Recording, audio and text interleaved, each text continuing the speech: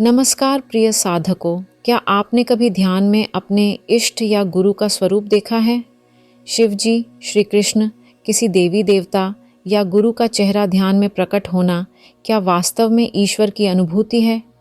क्या यह हमारी साधना की सफलता का संकेत है या फिर मन का कोई भ्रम? और सबसे महत्वपूर्ण, इस अवस्था में साधक को क्या करना चाहिए? ध्यान की इस गहन यात्रा में ऐसे अनुभव साधारण नहीं हैं। यह आपके अवचेतन मन और आपकी भक्ति का प्रतिबिंब हो सकते हैं, लेकिन इस अवस्था में मन कभी कभी आपको भ्रमित भी कर सकता है। यदि आप धैर्य और समझदारी के साथ इसे संभालते हैं, तो यह अनुभव आपको दिव्य प्रकाश की अद्भुत अवस्था तक ले जा सकता है। आज हम इसी विषय पर चर्चा करेंगे।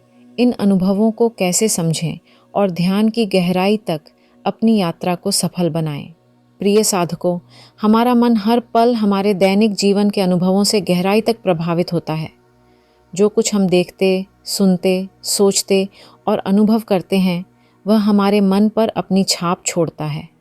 यह एक निरंतर चलने वाली प्रक्रिया है जो हमारे अवचेतन मन में छवियाँ और विचार स्थायी रूप से अंकित कर देती हैं।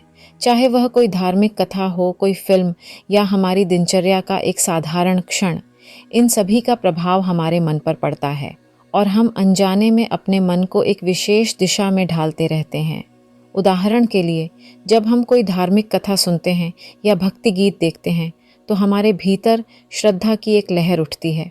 कभी कभी हम इतने भावुक हो जाते हैं कि भक्ति की एक नई ऊर्जा हमारे भीतर जागृत हो जाती है। यह ऊर्जा हमारे अवचेतन मन में गहराई तक समा जाती है। इसका अर्थ यह है कि हमारी भौतिक आँखों से जो भी दृश्य बार बार देखा जाता है, वह हमारे अवचेतन मन में एक स्थायी छवि के रूप में सुरक्षित हो जाता है। इसी कारण जब हम ध्यान में बैठते हैं तो हमारा मन सहज रूप से स्थिर नहीं हो पाता। यह चंचल मन हर समय विचारों और गतिविधियों में व्यस्त रहता है। ध्यान के दौरान भले ही हमारी शारीरिक क्रियाएं रुक जाती हैं, लेकिन मस्तिष्क तुरंत शांत नहीं होता। ऐसा इसीलिए होता है क्योंकि हमने अपने मन को शांत रहना कभी सिखाया ही नहीं, और अब जब हम उसे अचानक स्थिर करना चाहते हैं तो यह संभव नहीं हो पाता। संतों ने इस चंचल मन को स्थिर करने और शांति लाने के लिए कई विधियां सुझाई हैं। कोई सांसों पर ध्यान केंद्रित करने का अभ्यास करता है, तो कोई मंत्र जाप का सहारा लेता है। इन विधियों से धीरे धीरे शरीर स्थिर हो जाता है और मन भी शिथिलता की ओर बढ़ता है। जब मस्तिष्क की गतिविधियां धीमी पड़ती हैं, तब अवचेतन मन सक्रिय हो जाता है। यही अवचेतन मन ध्यान की शुरुआत में आपको छवियां दिखाता है। यह बिल्कुल वैसा ही है जैसे रात को सोने के दौरान होता है। जब शरीर और मस्तिष्क सुन्न हो जाते हैं, तो अवचेतन मन जागृत रहता है और आपको सपने दिखाता है। ध्यान में भी यही प्रक्रिया दोहराई जाती है। जो छवियां आपके अवचेतन मन में गहराई से बसी होती हैं, चाहे वह आपके इष्ट देवता हों, गुरु हों या कोई और छवि, वही आपके ध्यान में प्रकट होती हैं। ये समझना बहुत महत्वपूर्ण है कि ये छवियां आपकी भक्ति और विश्वास का परिणाम हैं, लेकिन इन्हें सच्ची दिव्यता की अनुभूति मानना उचित नहीं है। ये अनुभव आपकी साधना के प्रारंभिक चरण का हिस्सा हैं। इनसे भ्रमित होने के बजाय आपको इन छवियों के परे जाकर उस दिव्य प्रकाश तक पहुंचने का प्रयास करना चाहिए, जो हर प्रकार के भ्रम से परे है। साधकों, यह भी जानना आवश्यक है कि ध्यान में यदि आपको अपने इष्ट या गुरु का वही स्वरूप दिखता है जिसे आप तस्वीर या मूर्ति के रूप में पूजते हैं, तो यह ईश्वर की सच्ची अनुभूति नहीं है। यह आपके मन का ही निर्माण है। हमारे मन में उन छवियों की गहरी छाप होती है जिन्हें हम बार बार देखते हैं। उदाहरण के लिए, शिव जी, श्री कृष्ण या अन्य किसी देवता को हमने भौतिक रूप से देखा नहीं है, लेकिन उनकी तस्वीरें और मूर्तियां देखकर हमारे मन में उनका एक रूप बन जाता है। यही छवि ध्यान के दौरान अवचेतन मन से प्रकट होती है। इस संदर्भ में श्री गुरु ग्रंथ साहिब जी की यह पंक्ति हमारा मार्गदर्शन करती है। मन तू ज्योत स्वरूप है, आपना मूल पछाण। अर्थात, हे मन, तुम स्वयं ज्योति स्वरूप हो, अपने मूल को पहचानो। इसलिए इन छवियों को मन का खेल समझें और अपने ध्यान को गहराई तक ले जाएं। आपकी साधना का उद्देश्य इन छवियों से परे उस दिव्य प्रकाश तक पहुंचना है जो आपके भीतर सदा से विद्यमान है। संतों ने इसे मन का धोखा कहा है, क्योंकि यह मन आपको सच्ची दिव्यता तक पहुंचने से रोकने के लिए नए नए रूपों में भ्रम पैदा करता है। यह मन हर संभव प्रयास करेगा कि आप ध्यान की गहराई में जाने से पहले ही रुक जाएं। यह आपको सांसारिक धारणाओं में उलझाने की कोशिश करेगा। धीरे धीरे यह अभ्यास आपको सच्चे दिव्य प्रकाश की ओर ले जाएगा। इसलिए साधक को चाहिए कि वह इन भ्रमों में फंसे बिना अपनी साधना को आगे बढ़ाए। ध्यान की यह अवस्था आपके लिए केवल एक पड़ाव है, मंजिल नहीं। मन के चक्रव्यूह से बाहर निकलने के लिए आपको स्थिरता, धैर्य और गुरु की दी गई साधना विधियों का पालन करना होगा। प्रिय साधकों, ध्यान की यात्रा में कई बार ऐसा होता है कि साधक अपने ध्यान में प्रकट हुए स्वरूप से सवाल पूछने लगते हैं। वे सांसारिक समस्याओं का समाधान जानने की कोशिश करते हैं या उन सवालों का उत्तर पाना चाहते हैं जो उनकी दैनिक चिंताओं से जुड़े होते हैं। यह प्रवृत्ति साधक को भटका सकती है। पहली दिशा में वह सांसारिक चिंताओं में उलझकर अपनी साधना की गहराई और पवित्रता खो देता है। दूसरी दिशा में वह हर बार ध्यान में उसी स्वरूप के दर्शन करने की अपेक्षा करने लगता है, जिससे ध्यान की प्रक्रिया रुक जाती है और उसकी आध्यात्मिक प्रगति बाधित हो जाती है। जब ऐसा स्वरूप ध्यान में प्रकट होता है तो यह समझना ज़रूरी है कि यह आपके अवचेतन मन का परिणाम है। यह आपकी गहरी भक्ति और प्रेम की प्रतिक्रिया हो सकती है, लेकिन यदि यह केवल मानसिक कल्पना है तो यह अनुभव लंबे समय तक टिकाऊ नहीं होता। यह महज एक अस्थायी प्रक्रिया है जो थोड़े समय में समाप्त हो जाती है। इसलिए जब आप ध्यान में अपने इष्ट या गुरु का स्वरूप देखें तो इसे ईश्वर की वास्तविक अनुभूति न मानें। यह एक स्वाभाविक अवस्था है, लेकिन इस पर शंकाओं में उलझने की ज़रूरत नहीं है। इसके बजाय इसे श्रद्धा और समझदारी के साथ स्वीकार करें। अब यह महत्वपूर्ण है कि आप इस अवस्था से आगे कैसे बढ़ सकते हैं।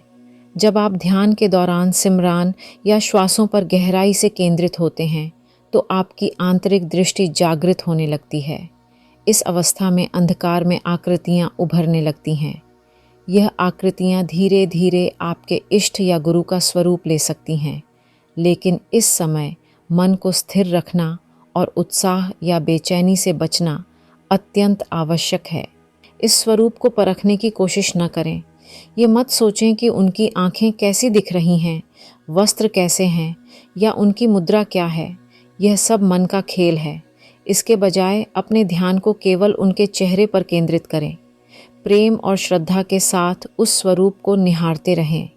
इस अवस्था को गुरु का ध्यान या अंदरूनी त्राटक ध्यान कहा जाता है। शुरुआत में यह स्वरूप लंबे समय तक नहीं टिकता। जब यह लुप्त हो जाए तो घबराएं नहीं। अंधकार में किसी और चीज़ को खोजने की कोशिश न करें और न ही इस स्वरूप की कल्पना को दोबारा अपने मन में लाने का प्रयास करें। इसके बजाय अपनी मूल ध्यान विधि पर लौट आएं। यदि आप मंत्र जाप कर रहे थे तो उसे फिर से शुरू करें। जैसे जैसे आप इस प्रक्रिया को दोहराते हैं, आप पाएंगे कि आपके इष्ट का स्वरूप ध्यान में अधिक समय तक टिकने लगा है। यह अभ्यास आपकी साधना को गहरा और स्थिर बनाता है, लेकिन ध्यान रखें, यह स्वरूप आपकी यात्रा का एक माध्यम है, मंजिल नहीं। आपकी सच्ची यात्रा उस दिव्य प्रकाश तक है जो इस स्वरूप के परे छिपा है। प्रिय साधकों, इसीलिए साधना के मार्ग पर सच्चे देहधारी गुरु का होना अत्यंत महत्वपूर्ण है। एक ऐसे गुरु जो सजीव और सशरीर हों, जिनके दर्शन आप प्रत्यक्ष रूप से कर सकें और जिनके दिव्य स्वरूप को आप अपने मन मंदिर में स्थायी रूप से स्थान दे सकें। यह गुरु की जीवंत उपस्थिति ही है जो साधक के भीतर श्रद्धा और प्रेरणा का संचार करती है। तस्वीरों या मूर्तियों का स्वरूप हमारी साधना को स्थिरता प्रदान नहीं कर सकता, क्योंकि वे केवल बाहरी प्रतीक हैं। इसलिए एक सच्चे और उपस्थित सद्गुरु का सानिध्य प्राप्त करना ही आपकी साधना को गहराई और प्रकाश की ओर ले जाने का सशक्त माध्यम है। जब आप अपने इष्ट या गुरु के स्वरूप पर प्रेम और पूर्ण श्रद्धा के साथ ध्यान केंद्रित करते हैं तो धीरे धीरे वह स्वरूप लुप्त होकर दिव्य प्रकाश में परिवर्तित हो जाता है। यह कोई साधारण प्रकाश नहीं होता, बल्कि ऐसा तेजस्वी और अलौकिक प्रकाश होता है जिसे आपने अपनी खुली आँखों से पहले कभी अनुभव नहीं किया होगा। यह गुरु का रूहानी स्वरूप है जो साधक को आत्मा की गहराई तक ले जाने के लिए प्रकट होता है। यह अवस्था साधक के लिए अत्यंत गहन और पवित्र होती है। इस दिव्य प्रकाश के दर्शन साधना की प्रगति का प्रतीक है। यह एक विशेष अनुभव है, लेकिन जो साधक इस प्रकार के अनुभव नहीं कर पाते, उन्हें निराश होने की आवश्यकता नहीं है। ध्यान की हर विधि, मंत्र जाप, श्वासों पर ध्यान या अनहद नाद का अभ्यास आपको इसी दिव्य प्रकाश की ओर ले जाती है। अनहद नाद और दिव्य प्रकाश दोनों एक ही ऊर्जा के भिन्न रूप हैं। जो साधक अनहद नाद का अभ्यास करते हैं और उसकी सूक्ष्म ध्वनि में पूरी तरह लीन हो जाते हैं, उन्हें भी दिव्य प्रकाश का अनुभव होता है। यह अनुभव उनकी साधना की गहराई और स्थिरता का प्रमाण है। याद रखें, हर ध्यान विधि का अंतिम उद्देश्य आपको दिव्य प्रकाश की अवस्था तक पहुंचाना है, लेकिन ध्यान के इस मार्ग पर आने वाले शारीरिक और मानसिक अनुभव केवल आपकी आध्यात्मिक यात्रा के पड़ाव हैं। ये अनुभव आपकी साधना को स्थिरता और गहराई प्रदान करते हैं, लेकिन आपकी वास्तविक यात्रा तब आरंभ होती है जब आप स्वयं को इस दिव्य प्रकाश या अनहद नाद के साथ एक कर लेते हैं। ध्यान के इस पवित्र मार्ग में केवल दिव्य प्रकाश और अनहद नाद को ही अपनी साधना का पथ प्रदर्शक मानें। इनके अलावा किसी अन्य शक्ति, स्वरूप या दर्शन पर विश्वास करना आपको भटका सकता है। समर्पण, धैर्य और गुरु कृपा से यह यात्रा आपको आत्मा के उस सत्य तक ले जाएगी जो सदा से आपके भीतर विद्यमान है। मैं आशा करती हूँ कि आज की यह चर्चा आपके लिए उपयोगी रही होगी और आपके भीतर चल रहे सवालों का उत्तर देने में सहायक होगी। अगर आपके मन में कोई और प्रश्न है तो उन्हें साझा करने में संकोच न करें। आपके कमेंट्स और सुझावों का मैं स्वागत करती हूँ। आपका समय और ध्यान देने के लिए दिल से धन्यवाद। ईश्वर और गुरु का आशीर्वाद सदा आपके साथ बना रहे।